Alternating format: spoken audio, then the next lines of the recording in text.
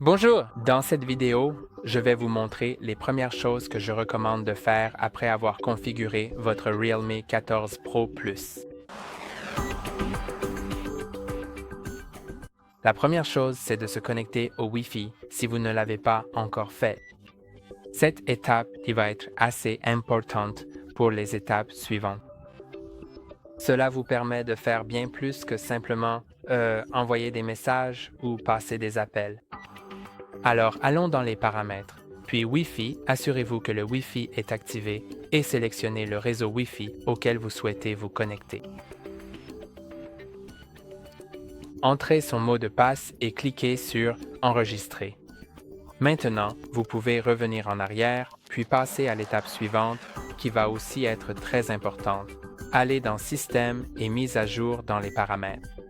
Allez dans Mise à jour logiciel et il va maintenant vérifier s'il y a des mises à jour disponibles.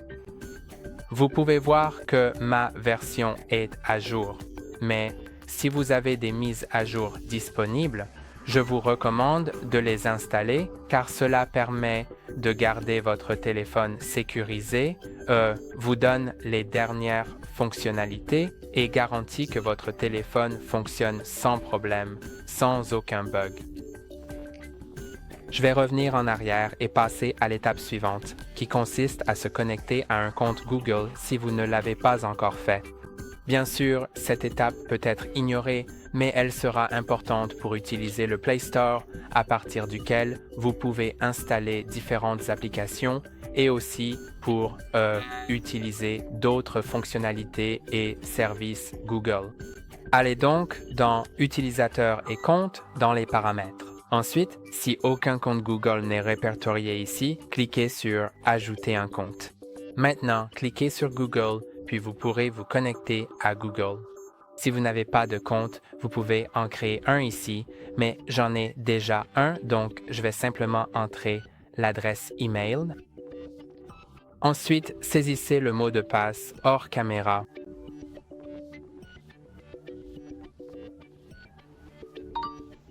Et cliquez sur Suivant. Puis sélectionnez qui va utiliser cet appareil.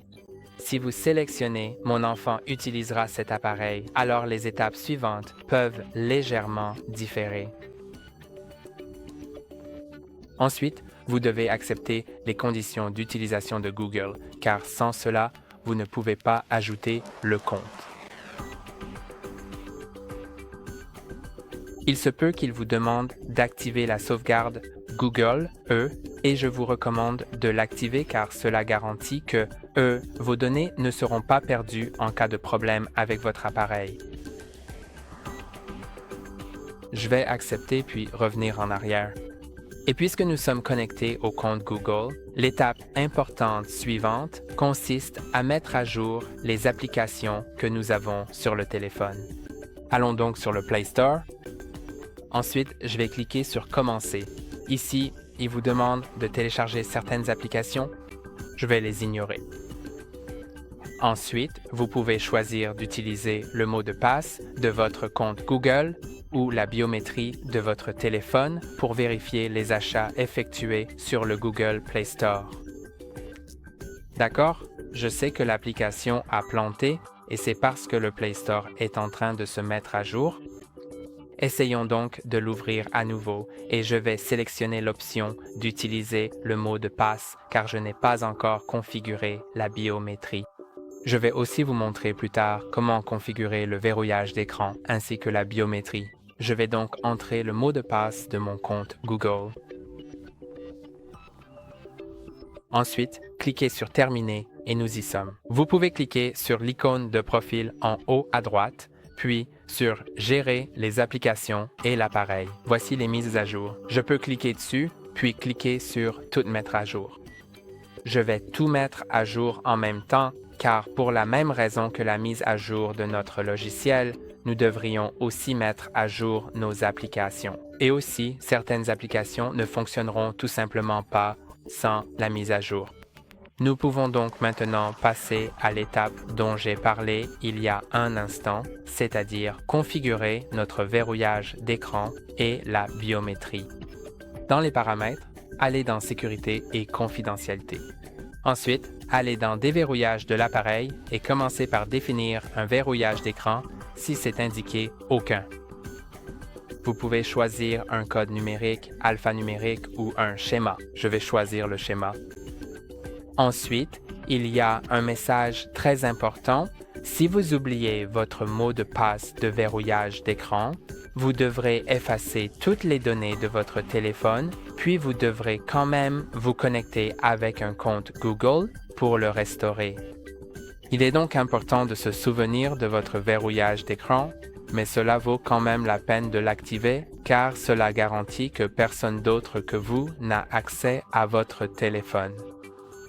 Choisissez donc quelque chose dont vous vous souviendrez, mais qui soit suffisamment difficile à deviner pour quelqu'un d'autre. Ensuite, je vais annuler le déverrouillage par empreinte digitale parce que je vais le faire moi-même. Je vais revenir en arrière puis sélectionner l'option empreinte digitale et reconnaissance faciale et d'abord je vais configurer l'empreinte digitale. Ensuite, je vais parler de la reconnaissance faciale car ce n'est pas aussi superficiel que ça en a l'air. Je vais donc simplement sélectionner l'empreinte digitale et accepter, puis entrer mon schéma de verrouillage d'écran. Ensuite, cliquez sur Ajouter maintenant. Et maintenant, il faut placer le doigt sur le capteur qui est caché sous l'écran. Et avec certains protège-écrans, cela peut ne pas fonctionner, mais pour la plupart, cela fonctionnera. Vous pouvez donc simplement essayer, et si cela ne fonctionne pas, c'est peut-être parce que vous avez un protège-écran installé qui ne fonctionne tout simplement pas bien avec le capteur d'empreinte digitale. Mais la plupart fonctionnent. Je vais cliquer sur Terminer. Je vais annuler le déverrouillage facial. Et maintenant, je vais revenir en arrière et voici la reconnaissance faciale.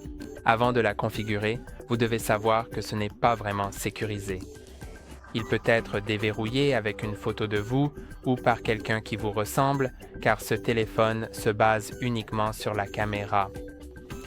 D'autres téléphones, principalement les iPhones, se basent sur les capteurs oculaires, infrarouges, ce qui les rend vraiment sécurisés. Mais ici, c'est seulement la caméra.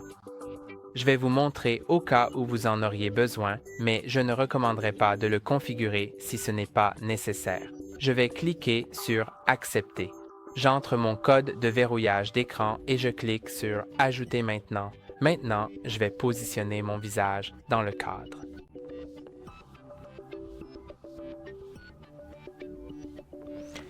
Puis, le visage est ajouté et nous pouvons cliquer sur Terminer. Je vais activer une option qui s'appelle Accéder à l'écran d'accueil après le déverrouillage. Donc, si je déverrouille avec le visage, alors je n'aurai pas besoin de faire glisser vers le haut. Ça ira directement à l'écran d'accueil. Et aussi, je vais cliquer sur Lever pour activer et m'assurer que c'est bien activé parce que j'aime aussi cette option qui me permet de ne pas avoir à appuyer sur le bouton d'alimentation. Il suffit de lever mon téléphone et il s'allume tout seul et recherche mon visage. Je vais donc vous montrer ces 3 méthodes de déverrouillage. La première, c'est bien sûr l'empreinte digitale. Vous pouvez aussi l'utiliser si l'écran est éteint. La deuxième, c'est le déverrouillage par reconnaissance faciale. Vous pouvez simplement soulever votre téléphone et ça fonctionnera. Et la dernière méthode consiste à faire glisser vers le haut et à entrer votre code de verrouillage d'écran. Maintenant, je vais désactiver la fonctionnalité que je n'aime pas vraiment. Vous pouvez voir que lorsque j'appuie sur le bouton d'alimentation, le fond d'écran change à chaque fois. Donc, après avoir déverrouillé puis verrouillé, le fond d'écran change. Je n'aime pas vraiment cette fonctionnalité, donc je vais la désactiver elle-même parce que je veux avoir un fond d'écran statique que je vais vous montrer plus tard comment définir votre propre fond d'écran. Donc, je vais simplement aller, je crois que c'était dans fond d'écran et style. Non, en fait, je ne pense pas. Ce que je vais faire, c'est simplement chercher carrousel de fond d'écran. Donc, OK, je sais où c'est. Écran d'accueil et écran de verrouillage. Ensuite, vous devriez pouvoir trouver le carrousel de fond d'écran. Et maintenant, je ne sais pas pourquoi il est écrit activer, mais je vais l'activer puis le désactiver, et désactiver ça aussi. Maintenant, lorsque je verrouille mon appareil, il a le même fond d'écran que j'ai sur l'écran de verrouillage et il ne le change pas. Donc maintenant, c'est mieux pour moi. Je préfère ça. Passons maintenant à la désinstallation des applications préinstallées inutiles. Vous pouvez voir que ce téléphone installe pas mal de bloatware que vous pouvez simplement désinstaller. Donc d'abord, je vais aller dans plus d'applications. Ce sont les applications les plus envahissantes, surtout ReelShort. Je ne le recommande vraiment pas, c'est vraiment stupide. Vous pouvez aussi désinstaller Block Blast, mais si vous voulez jouer à ce jeu, bien sûr, vous pouvez le garder. AliExpress, si vous n'achetez pas sur AliExpress, vous pouvez le désinstaller. Booking.com, vous pouvez le laisser ou le désinstaller selon votre préférence. Puis Amazon Music. Je vais également le désinstaller car je n'ai pas l'intention de l'utiliser. Spotify, vous pouvez le conserver ou le désinstaller selon vos préférences. Temu, je ne l'aime pas vraiment non plus, donc je vais le désinstaller et je ne le recommande pas. Ensuite, LinkedIn, si vous l'utilisez, vous pouvez le conserver. Netflix, vous pouvez aussi le garder, mais je vais le désinstaller juste pour vous montrer ce qui peut être désinstallé. TikTok est également utilisé par beaucoup de personnes. Amazon peut aussi rester, tout comme Facebook, mais je vais simplement les désinstaller. Et puis, ceux en vedette sont ceux fournis par par Realme, mais ce que je vais faire avec eux, je vais appuyer dessus et les maintenir enfoncés et les déplacer hors de ce dossier et les mettre dans les outils parce que je n'ai pas besoin de deux dossiers séparés pour cela. Je vais donc tout laisser dans les outils et vous pouvez voir que cela prend moins de place. Ensuite, voici les applications système. Voici donc Gemini, votre assistant IA, puis Google Lens que vous pouvez ouvrir pour prendre une photo de quelque chose et il le reconnaîtra. Je vais juste vous montrer pour que vous sachiez ce qu'est Google Lens, car c'est vraiment utile et pratique. Vous pouvez voir qu'il se trouve simplement en fonction de l'image. Passons maintenant à l'étape suivante, qui consiste à installer les applications que vous trouvez importantes. Donc, s'il y a quelque chose que vous utilisez au quotidien, comme Instagram ou WhatsApp ou certains services de streaming, tout ce que vous voulez, vous pouvez l'installer directement depuis le Play Store. Vous pouvez simplement aller rechercher cette application. Alors, trouvons peut-être quelque chose de cool, comme un mème, utilisons téléchargeons Instagram. Il vous suffit donc de cliquer sur Installer et l'installation commencera. Plutôt génial. Et maintenant, nous pouvons accéder à l'application Google Wallet. Cette étape est facultative, mais il est vraiment pratique de pouvoir accéder à l'application Google Wallet. Ensuite, je vais autoriser les notifications et je vais cliquer sur « Ajouter au portefeuille ». Ensuite, je vais sélectionner la carte de paiement et ici, vous pouvez ajouter votre carte de paiement, bien sûr, seulement si vous le souhaitez. Et vous pouvez soit la scanner si vous l'avez physiquement avec vous, soit saisir les informations manuellement, tout cela ici. Ensuite, lisez tout cela et cliquez sur « Enregistrer » et « Continuer ». Ensuite, vous allez vérifier avec votre banque par SMS, appel téléphonique ou via l'application bancaire. Et ensuite, vous devriez pouvoir, comme vous pouvez le voir, faire glisser vers le bas depuis le coin supérieur droit de votre écran. Faites à nouveau glisser vers le bas et trouvez le portefeuille, puis vous pouvez l'ouvrir. Ensuite, il vous suffit de placer votre téléphone sur le lecteur ou, avant cela, cliquez sur la carte avec laquelle vous souhaitez payer, puis vous pouvez payer sans contact avec votre téléphone. Et maintenant, passons au changement du fond d'écran, comme je l'ai promis. Je vais donc prendre une photo de quelque chose, mais vous pouvez aussi en télécharger une depuis Internet. Ou si vous avez transféré vos données depuis votre ancien téléphone, alors vous pouvez aussi utiliser ces photos. Donc je vais d'abord prendre une photo de quelque chose. Ensuite, allons simplement dans les paramètres de l'application. Maintenant, allez dans Fond d'écran et Style, puis dans Fond d'écran. Vous pouvez alors choisir parmi les fonds d'écran fournis par Realme, mais ils sont assez basiques et peu attrayants, car le meilleur, c'est le vôtre. Vous pouvez donc aller dans l'album, accepter et continuer, puis sélectionner le fond d'écran que vous souhaitez définir. Ensuite, validez-le ici. Maintenant, vous pouvez l'ajuster, le pincer comme vous voulez. Je pense que ça ira bien. Je sais que la photo que j'ai prise, j'aurais pu faire mieux, mais je vais juste l'appliquer. Et vous pouvez choisir si vous voulez l'appliquer à l'écran de verrouillage, à l'écran d'accueil ou aux deux. Je vais seulement le mettre sur l'écran de verrouillage, je pense. Pour l'écran de verrouillage, vous pouvez aussi personnaliser l'écran. En fait, je pense que le fond d'écran s'est déplacé, donc je vais juste le pincer. OK, je peux personnaliser l'horloge. Je peux ajouter des informations supplémentaires, comme la météo. J'aime le temps qu'il fait. Mais... Ensuite, vous pouvez changer le style de l'horloge. Donc peut-être comme ça. Vous pouvez également modifier la police et le poids de cette police. Je pense que celui-ci a l'air vraiment bien. Et nous pouvons également faire défiler vers le bas et changer la couleur.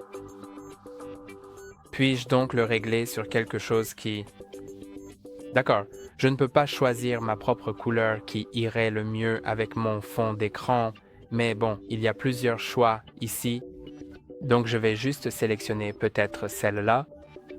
Oui, je pense que c'est suffisant et je peux l'appliquer.